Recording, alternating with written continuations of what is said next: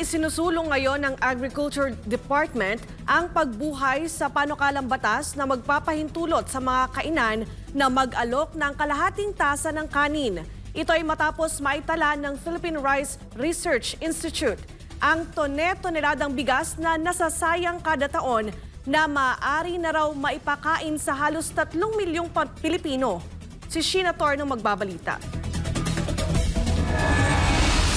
Umaga pa lang ay marami ng customer ang karinderyang ito ni Aling Shirley sa kahabaan ng Near Road sa Quezon City. Mga lutong bahay ang kanyang itinitinda na abot kaya lamang ng mga ordinaryong Pilipino. Karamihan daw sa kanyang mga suki na kumakain ay mga delivery rider, mga tsoper at mga empleyado. Yun nga lang ay nasasayangan siya sa mga kaning hindi nauubos ng kanyang mga customer dahil sa iba't ibang kadahilanan.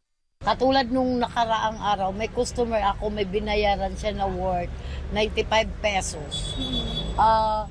Hindi niya talaga, nakadalawang subo lang siya, talagang iniwan niya. Kaso lang yung sasakyan niya kasi, makiklearing na siya. So naiwan. Yung iba naman, siguro sa pag-serve, siguro sobra sa kapasidad sa lagayan, oo. Hindi na uubos.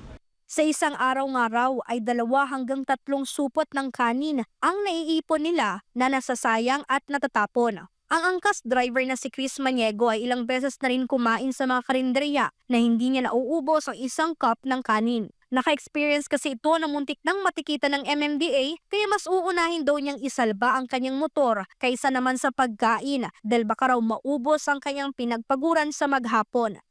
So ang ginagawa ninyo kahit hindi pa niyo naubos? Ikot na lang ma'am, takbo uli kung mababalikan pa yung pagkain. Yun ma'am, hindi naman siya mura. Iniulat ngayon ng Department of Agriculture Philippine Rice Research Institute of PhilRice na batay sa kanyang November 2024 data ay umaabot sa 255,000 metric tons ng bigas ang nasasayang kada taon. So medyo malaki po siya. Kasi po, based din dun sa data nila, around almost 19 kilograms, 19 to 20 kilograms ng kanin yung nasasayang ng bawat pamilya isang taon. So pag pinagsama-sama po natin yon sa lahat ng population during that year, kaya niya magpakain ng 2.79 million Filipinos for a year.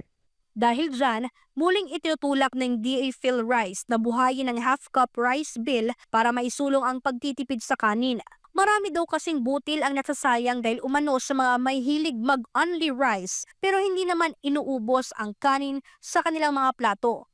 Ang goal ng half cup actually ay para din maprotektahan yung ating mga consumers na hindi talaga kayang umubos ng 1 cup, so malesen yung wastage. Tapos maprotektahan din yung mga kababayan natin na may mga diabetes na hindi talaga nila kayang kainin yung 1 cup. Nais ng DA PhilRice na unang ipatupad ang nasabing panukala sa lahat ng ahensya ng gobyerno upang higit pang mabawasan ang pagsasayang ng kanin sa bansa. Humiling nga raw sila kay Marcos Jr. sa pamamagitan ng Private Sector Advisory Council na maglabas ng isang executive order. Pero paglilinaw ng Department of Agriculture na ang nasabing panukala ay opsyon lamang para sa mga Pilipino at maging sa mga establishmento. Hindi mo pinupwersa ang tao na kumain ka lang ng kalahating cup. Kasi yung notion na ito lang dapat ang kainin mo, hindi naman ganoon ang intent. Kumbaga, ang intent dapat merong option na ito kung sa mga tao na hindi ganun kalakas kumain ng rice. Nasa 9 na probinsya, 21 na lungsod at 17 na munisipalidad ang nakapasa na ng mga ordinansa na nag-uutos sa mga establishmento na mag-alok ng kalahating tasa ng kanin sa kanilang mga menu. Pero ang tanong, pabor ba ang mga ordinaryong Pilipino sa panukalang ito? Hindi po kaya ma'am. Gaya sa aming mga lalaki, magugutom po talaga. Siguro po, mag-focus na lang sila paano mapapamura yung mga bilihin po. Hindi rin po ako pabor doon, ma'am. Bakit? Kulang din yun. Pwede siguro kung nagda-diet ka. Pero pag ganitong mga breakfast, hindi po pwede yung mga ganong lang po. Para sa Diyos at sa Pilipinas kung mahal, ito si Sheena Torno, SMNI News.